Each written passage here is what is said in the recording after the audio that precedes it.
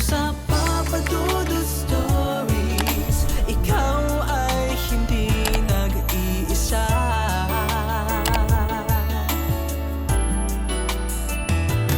Dito sa Papa Dudut Stories, may nagmamahal sa'yo. Papa Dudut Stories, Papa Dudut Papa Dudut. Sa lahat po ng mga nakatutok ngayon, huwag pong kalimutan mag-like, mag-share at mag-subscribe. Maraming salamat po sa inyong lahat.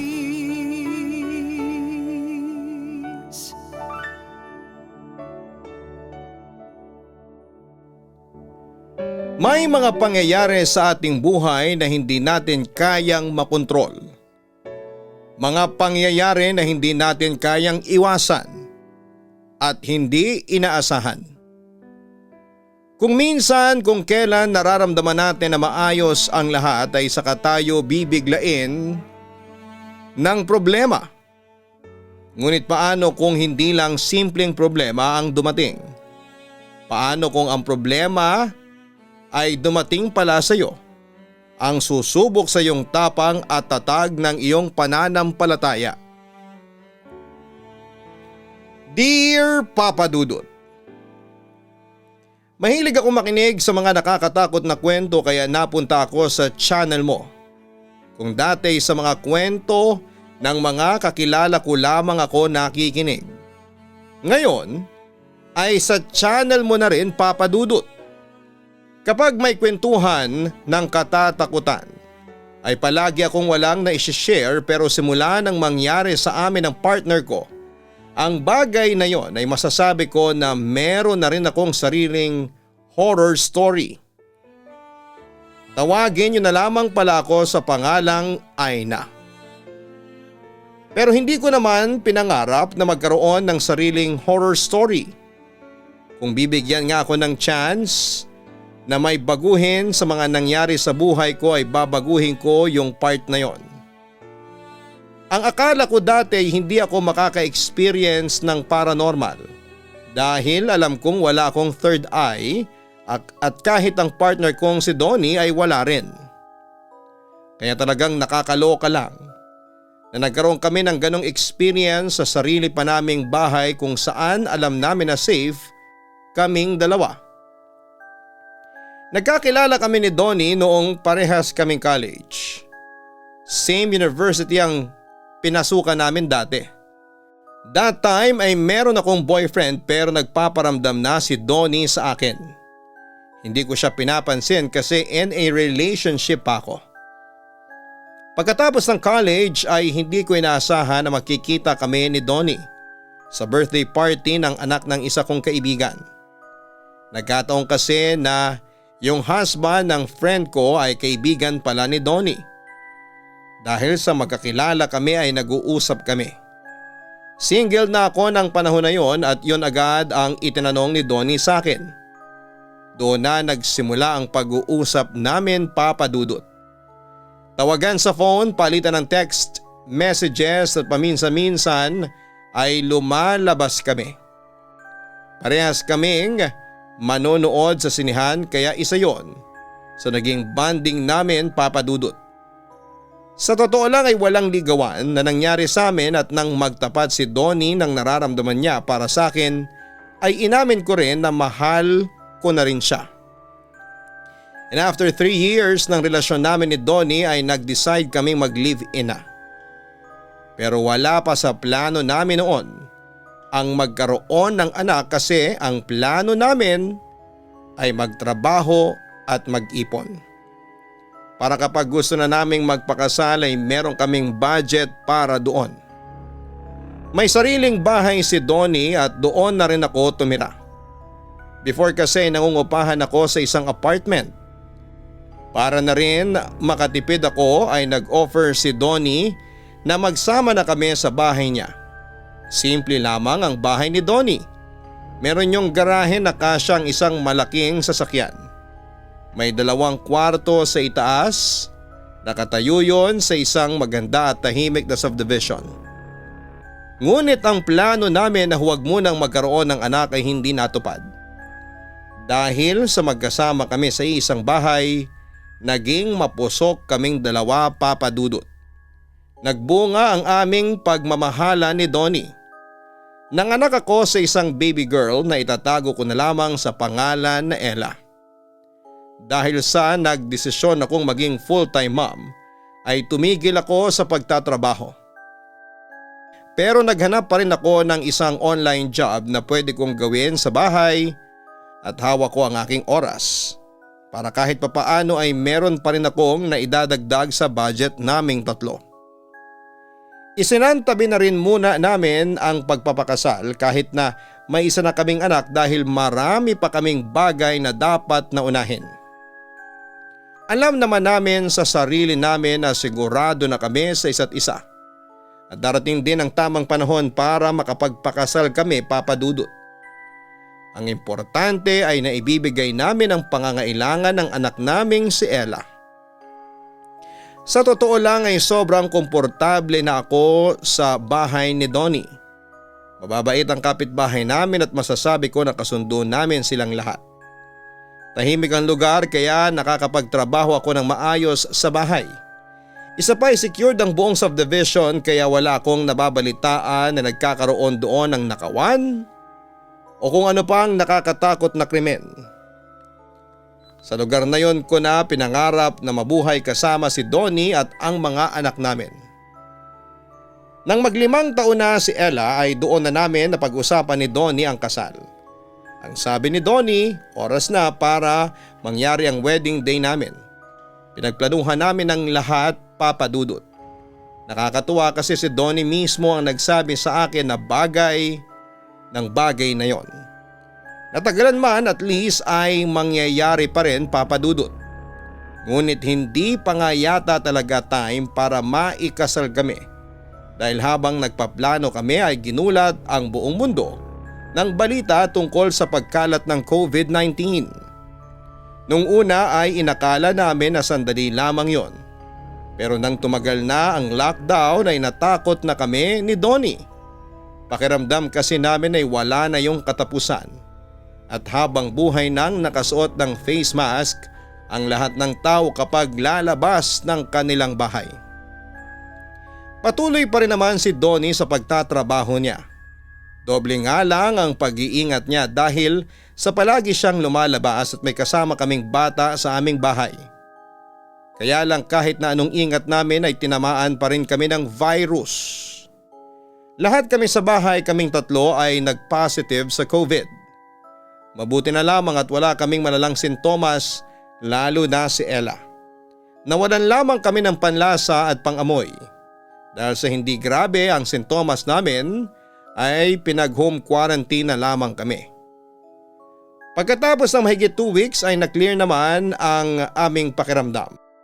Doon na nag-decide si Donnie na hindi pala talaga safe ang lumabas palagi ng bahay kaya nagpatulong siya sa akin na maghanap ng work na pwede niyang gawin sa bahay kagaya ng ginagawa ko. Dahil sa mabilis naman na maturuan si Donnie, ay nagamay niya kagad ang trabaho na ginagawa ko. Nakahanap kagad siya ng kliyente habang ako naman ay naghanap pa ng ibang client dahil kailangan naming kumayod ng husto. Nag-resign na si Donnie sa regular job niya para sa bahay na lamang kami magtrabaho. Kung lalabas man kami o isa sa amin ay para bumili na lamang ng mga importanteng bagay kagaya ng pagkain. Hanggang isang araw ay kinausap ako ni Donnie tungkol sa isang bagay. Love, ano kaya kung bumili tayo ng motor? Para hindi na natin kailangan sumakay ng tricycle papunta sa palengke at mall. Grabe kasing maningil ang ibang tricycle driver ngayon. Ang sabi ni Donnie sa akin. May budget pa ba tayo para bumili ng motor?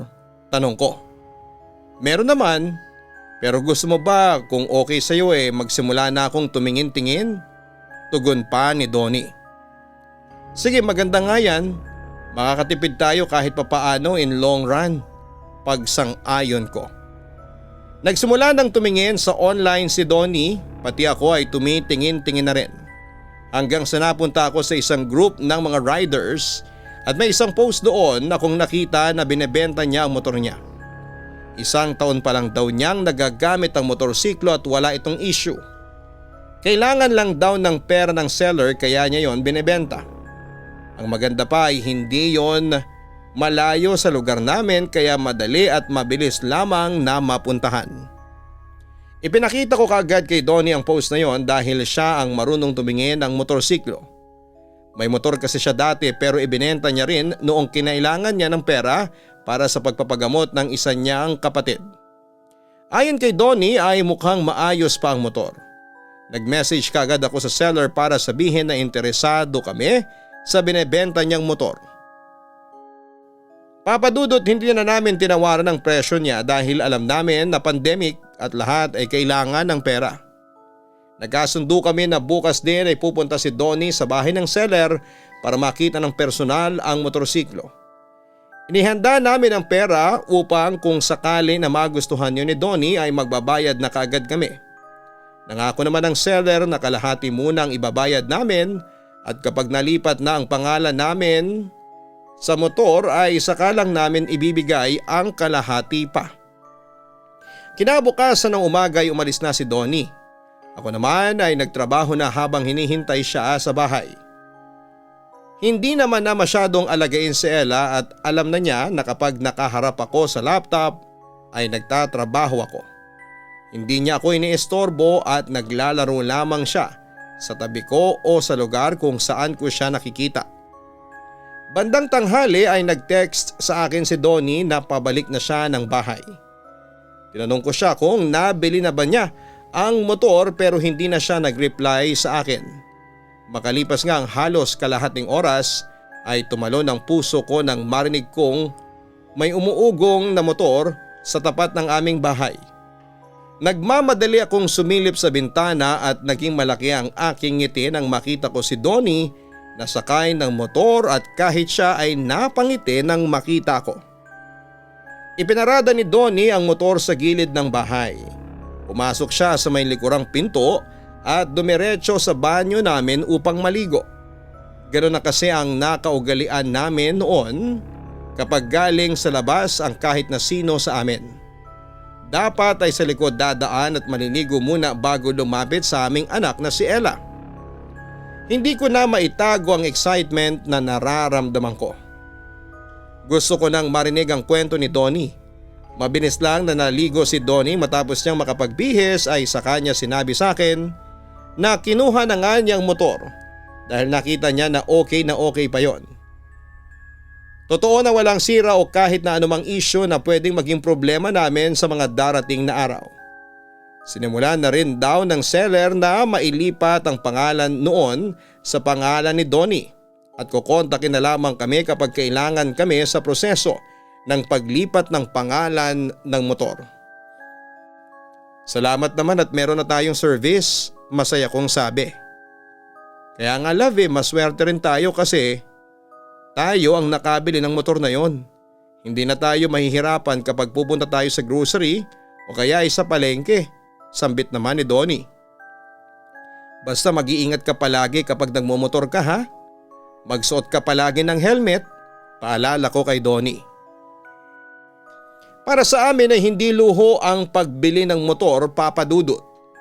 Sa panahon noon ay maganda din na may sarili kayong sasakyan para madali kayong makapunta sa mga gusto ninyong puntahan. Lalo na sa mga grocery store at palengke. In case of emergency din. Kapag may hindi inaasahan na pangyayari ay madali lang ang magpunta sa ospital. Pero sana'y huwag naman yung mangyari. Kahit second hand lang ang motor na nabili namin ay walang problema yon sa amin, Papa Dudut. Ayon kay Donnie ay maayos kausap yung dating may-ari noon. In good condition pa ang motor kaya kinuha na niya bago pa may ibang makauna sa amin. Nakita rin daw ni Donnie ang sobrang pangangailangan sa pera ng seller kaya sana raw ay nakatulong kami doon kahit na papaano. Simula nang magkaroon kami ng motor ay si Donnie na ang palaging lumalabas lalo na kapag kulang na kami ng stocks. Hindi kasi ako marunong magmotor at wala pa akong lisensya para mag-drive noon. Pero ang sabi ni Donnie dapat ay mag-aral din ako para makakuha ako ng lisensya. Para hindi na rin siya ang palaging lumalabas at maganda rin daw na may driving skills ang isang tao. Kaya kapag meron kaming free time ni Donnie ay tinuturuan niya ako. Aaminin ko na nahihirapan akong matutunan na mag-drive ng motorsiklo. Kahit pa marunong ako magbisikleta. Mas nahirapan akong magbalanse kaya natagalan din bago ako natutong gumamit noon. Nung una ay magandang experience namin sa motor namin na yon. Naging malaki ang tulong noon sa pang-araw-araw naming buhay at mga gawain. Hindi na namin kailangan pang makipagtawaran sa ilang tricycle driver na sobrang taas maningil ng pamasahe. Pero habang tumatagal, ay may kakaiba na yung dala sa amin ng aking pamilya. Mga bagay na may kakambal na kababalaghan na noong una ay hindi namin pinapansin dahil akala namin ay normal lamang papadudot. May mga bagay na may kakambal na kababalaghan na noong una ay hindi namin pinapansin dahil akala namin ay normal papadudot. Gaya ng sinabi ko ay malaki ang tulong na ibinibigay sa amin ng motor na binili namin papadudot.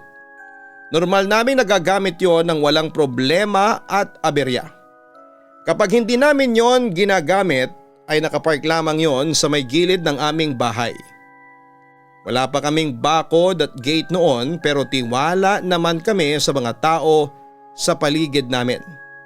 Kasi meron ding ibang mga sasakyan ng mga tao sa subdivision na yon na nakapark lamang sa labas ng kanilang bahay. Pero walang nangyayari na hindi maganda sa mga sasakyan nila. Isang umaga paalis noon si Donnie upang magpunta sa supermarket. May ilang stocks kasi kami na kailangang bilhin doon. Nang nasa labas na ng bahay si Donnie ay bigla niya akong tinawag. Ang akala ko ay meron siyang nakalimutan pero may itinuturo siya sa akin sa motor namin. "Love, tingnan mo. May parang grasa uuling itong motor natin. Nilinisan ko pa ito kagabi, hindi ba?" Turan pa ni Donnie. "Oo nga no. Paano naman nagkaroon ng ganyan yan?" Kahit ako ay nagtataka din. "Hindi kaya habang tulog tayo ay may nagdumi ng motor natin?" Tanong pa ni Donnie. "Wala naman siguro, love. Baka may maraming aso lang tapos kinuskos ang katawan dyan.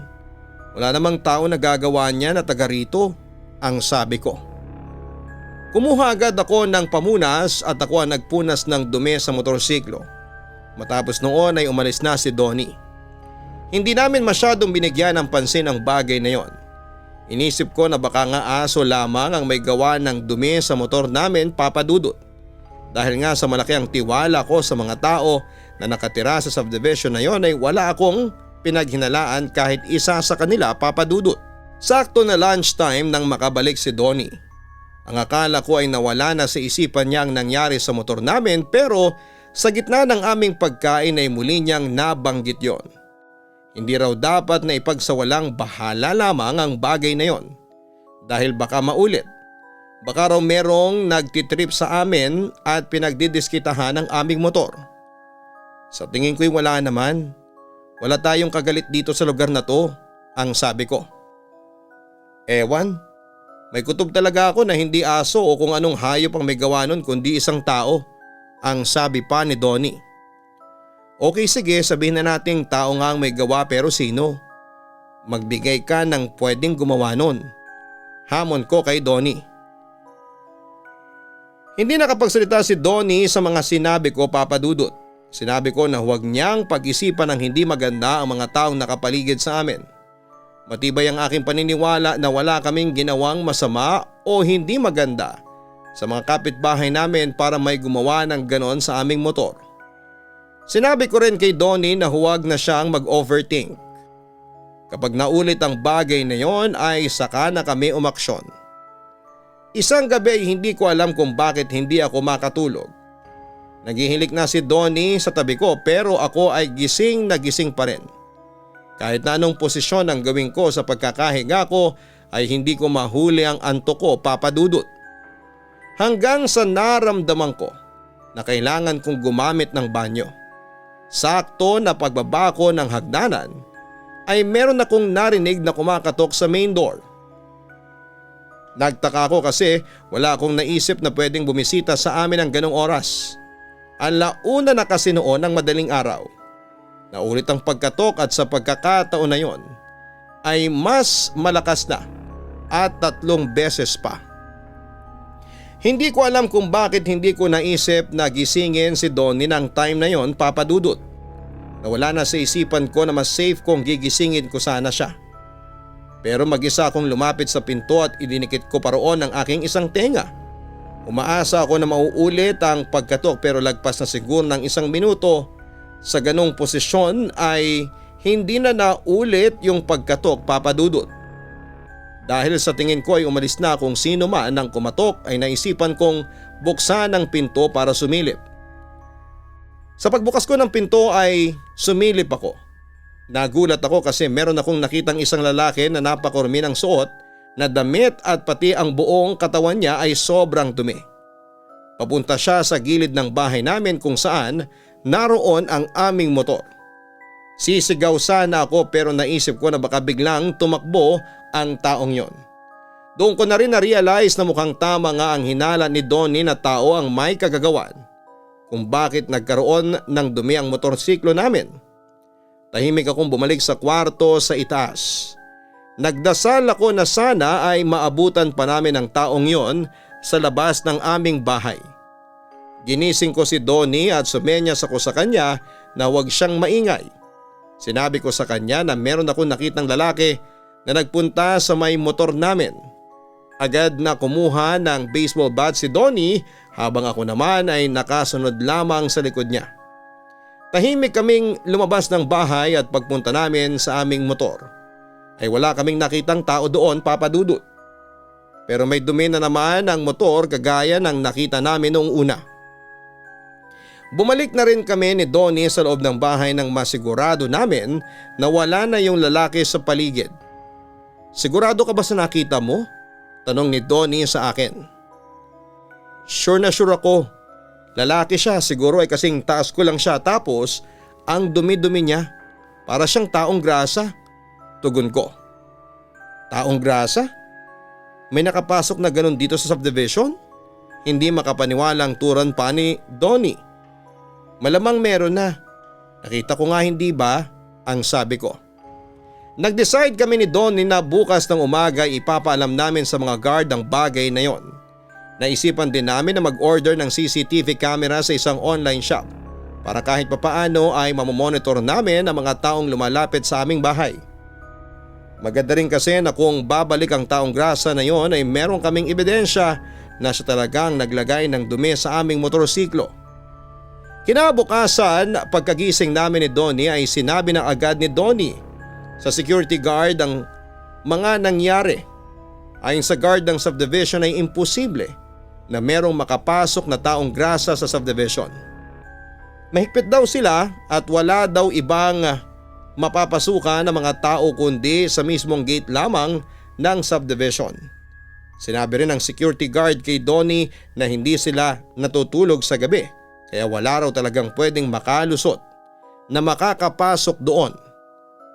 Pero huwag daw kaming mag-alala dahil hihigpitan daw nila lalo na ang security sa buong subdivision, lalo na kapag gabi.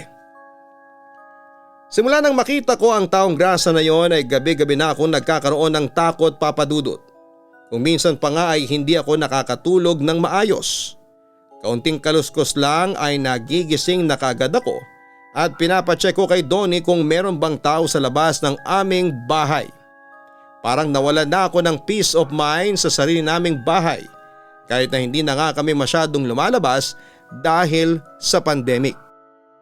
Hindi naman sa takot ako sa mga taong grasa o sa mga pulubi. Natatakot ako sa maaaring gawin ng taong grasa na yon sa amin lalo na sa anak ko.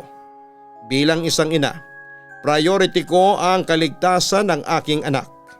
Mabuti na lang at wala pang masyadong muwang noon si Ella kaya wala pa siyang malay sa mga nangyayari. Siguro ay 1 buwan na. Hindi na lang namin pinag-usapan ni Donnie ang bagay na yon sa harapan ng aming anak. Siguro 1 buwan na ang lumipas simula nang mangyari yon. Hindi na naulit na nagkita kami ng taong grasa sa labas ng aming bahay. Kahit papaano ay nakakampante na ako. Naisipan ko na baka nakalis na sa subdivision namin ang taong grasa na yon. Nagtanong-tanong din ako sa mga kapitbahay namin kung meron ba silang nakitang taong grasa doon. Pero ayon sa kanila ay wala naman daw. Unti-unti nang bumalik sa normal ang lahat sa akin, Papa Dudut. Nagagawa ko ng makatulog ng maayos tuwing gabi. Isang umaga habang nagwawalis ako sa harapan ng aming bahay ay tinawag ako ng kapitbahay namin na si Sally.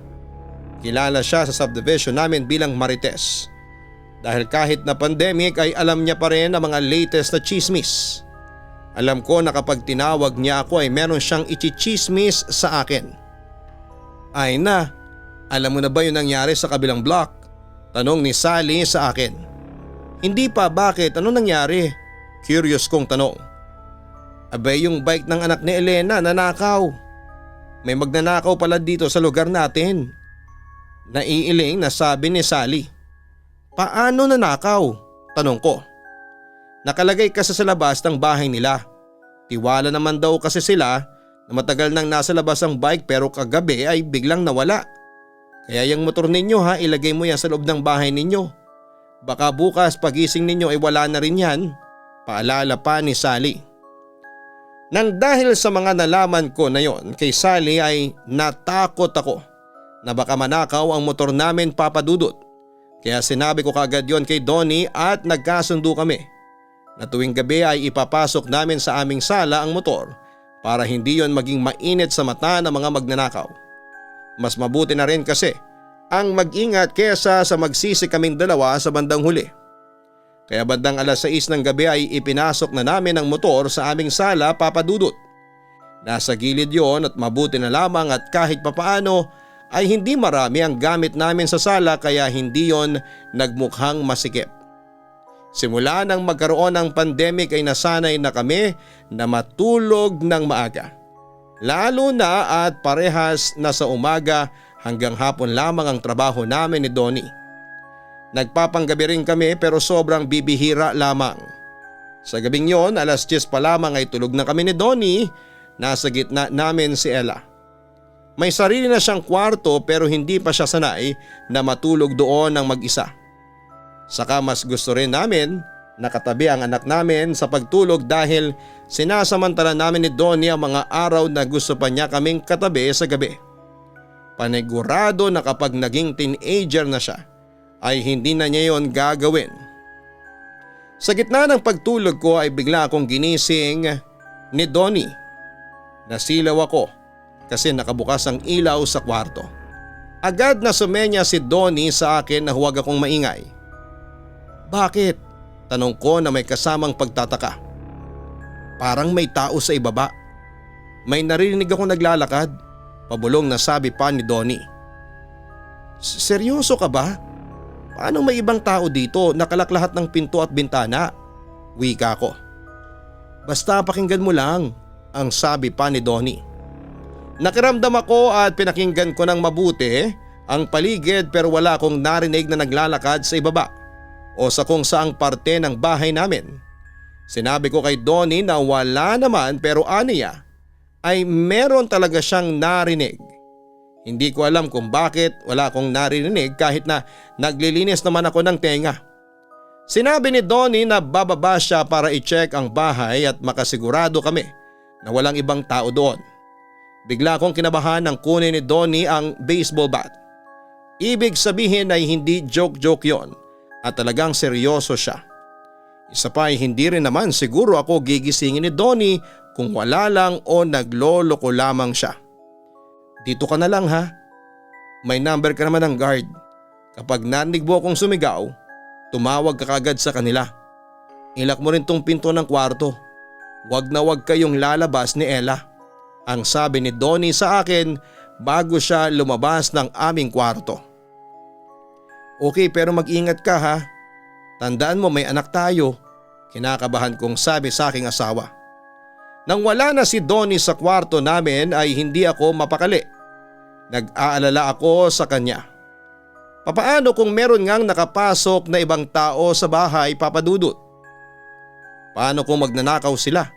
Paano kung hindi lang pagnanakaw ang balak nila?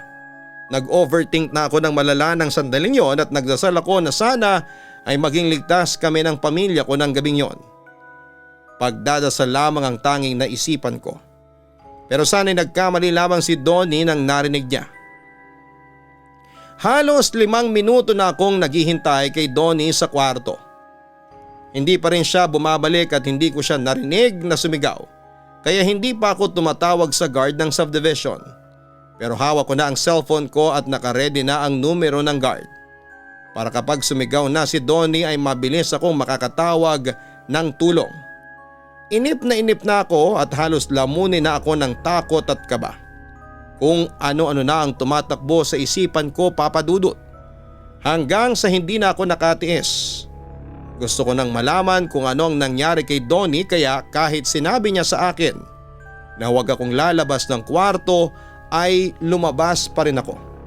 Dahan-dahan akong buwaba ng hagdanan at lahat ng ilaw sa ibaba ay nakabukas na. Nagulat ako nang may nakita kong bakas ng mga paa sa sahig sa sala. Yung bakas niya ay hindi ko maintindihan kung putik o kung ano. Tapos ay ang baho pa ng buong bahay namin. Parang bulok na karne na malansa na hindi ko maintindihan kung ano, Papa Dudut. Tinawag ko ang pangalan ni Donnie pero hindi siya sumagot. Nagtaka ako kasi nang mapunta ako sa kusina ay nakabukas ang back door.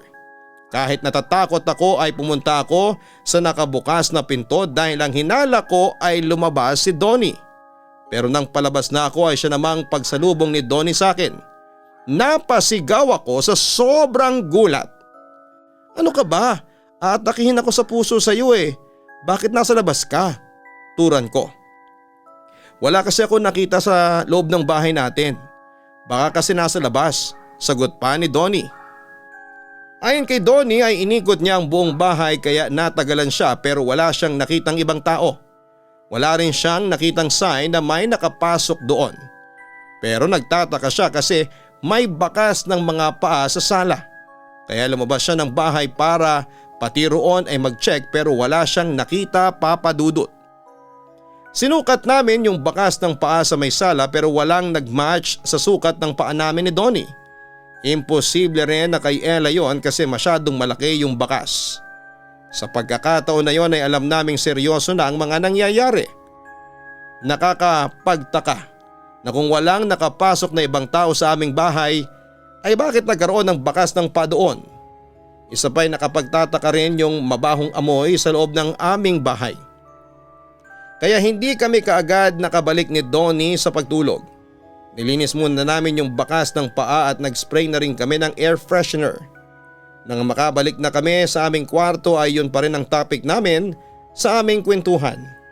Inamin ko kay Donnie na dahil sa mga nangyayari na mahirap bigyan ng explanation ay natatakot na ako sa sarili naming bahay.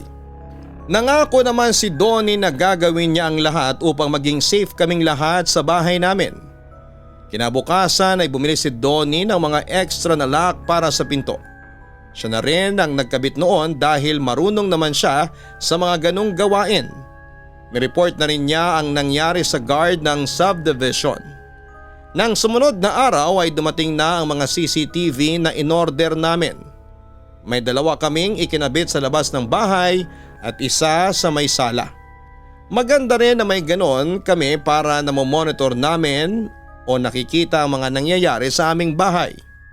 Naging normal naman ang ilang mga araw at gabi na lumipas, Papa Dudut. Pero hindi nawala yung takot ko na baka maulit na naman ang nangyari na hindi namin maipaliwanag.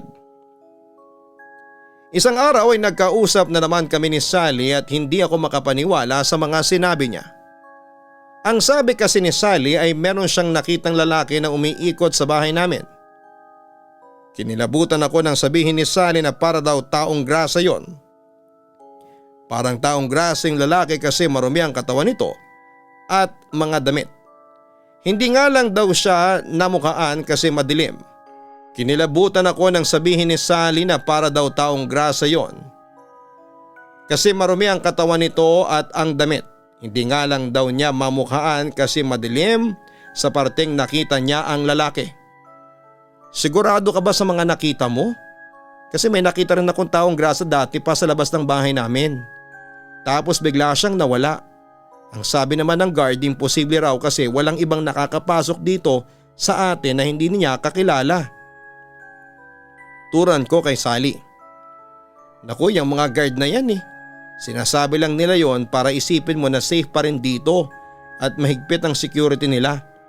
Pero sure talaga ako sa nakita ko.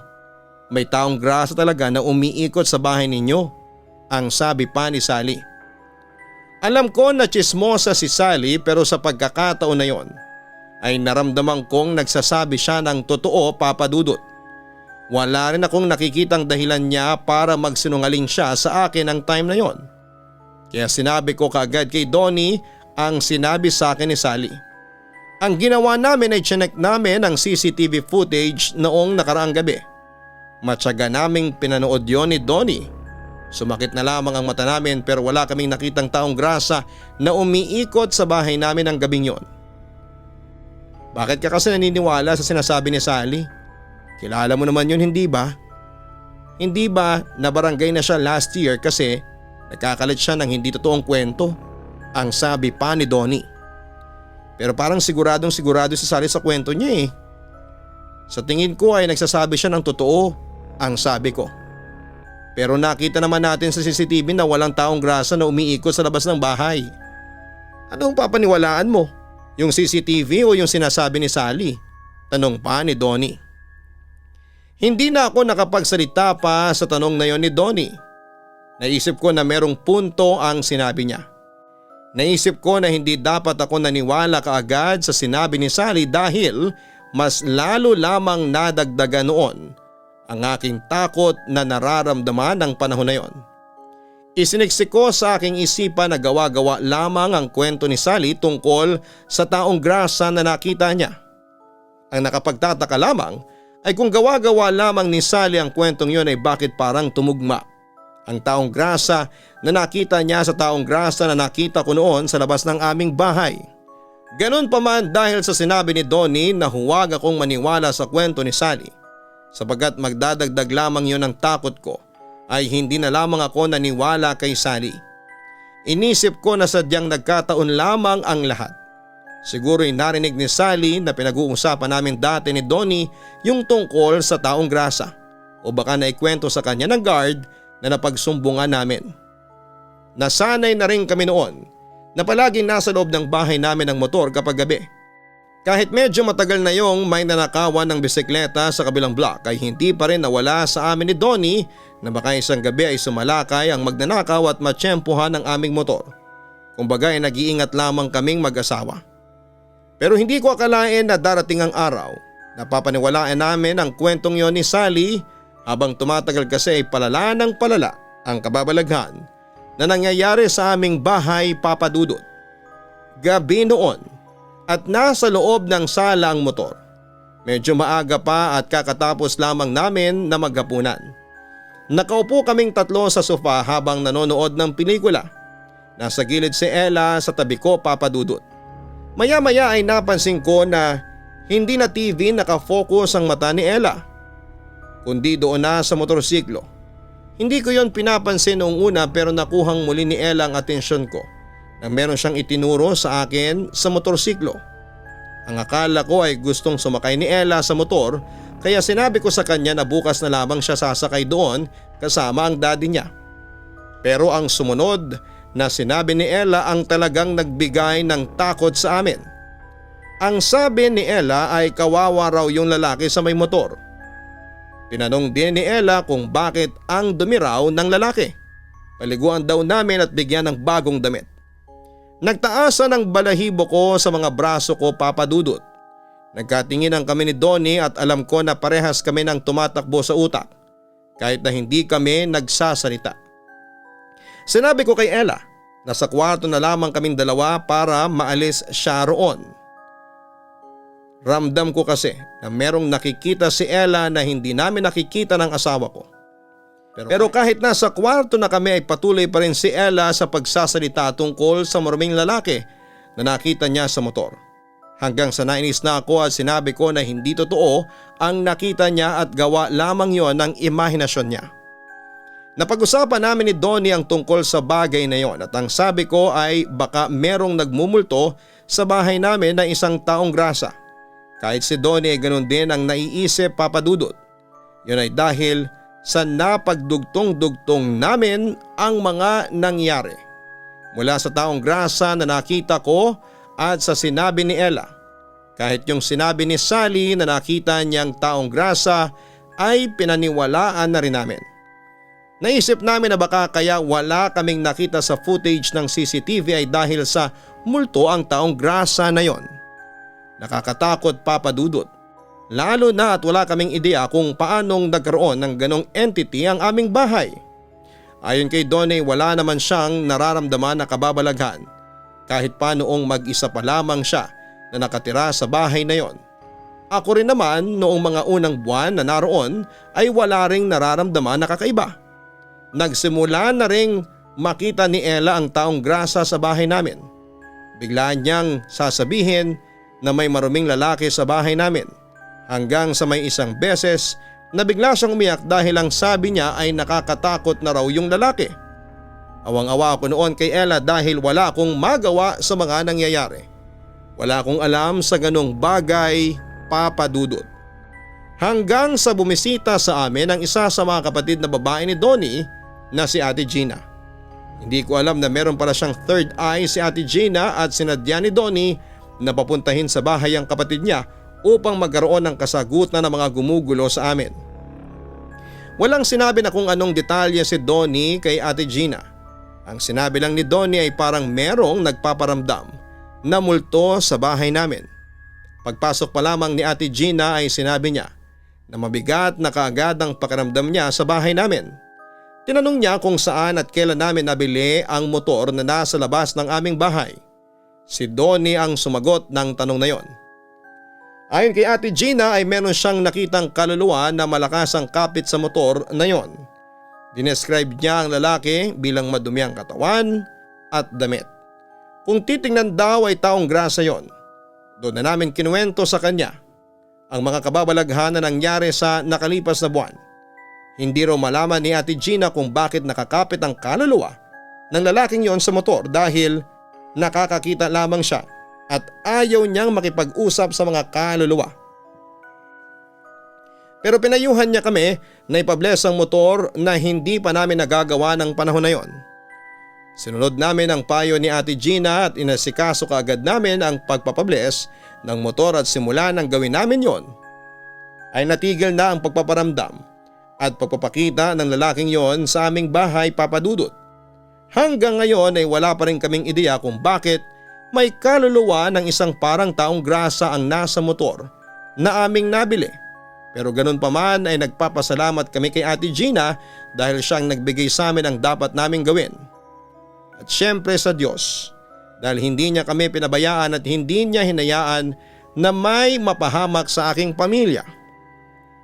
Lubos na gumagalang, Aina.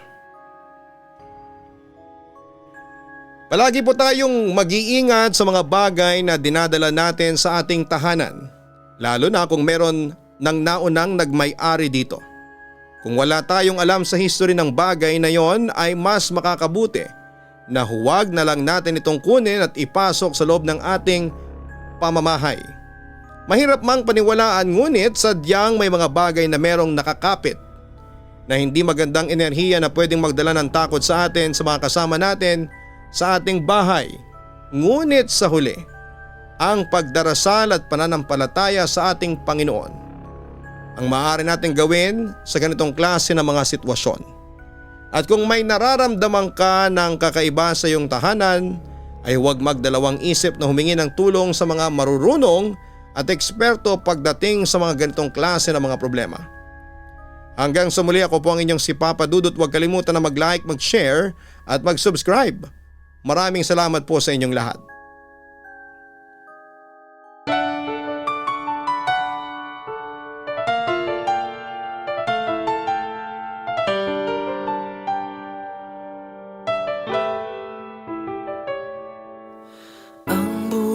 ay mahiwaga, laging may lungkot at saya. Sa Papa Dudut Stories, laging may karamay ka.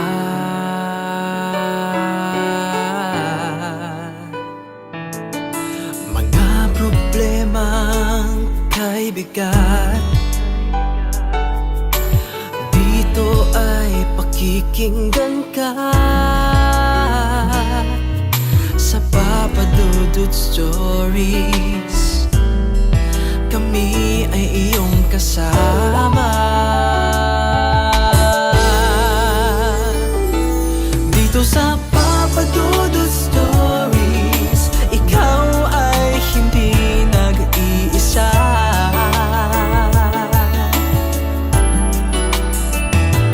Dito sa Papa Dudut Stories, may nagmamahal sa'yo.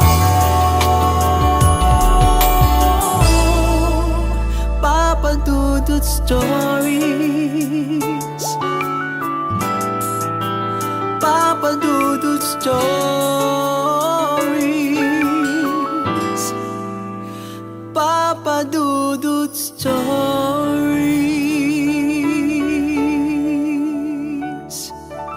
Hello mga ka-online, ako po ang inyong si Papa Dudut. Huwag kalimutan na mag-like, mag-share at mag-subscribe. Pindutin ang notification bell para mas maraming video ang mapanood ninyo. Maraming salamat po sa inyong walang sawang pagtitiwala.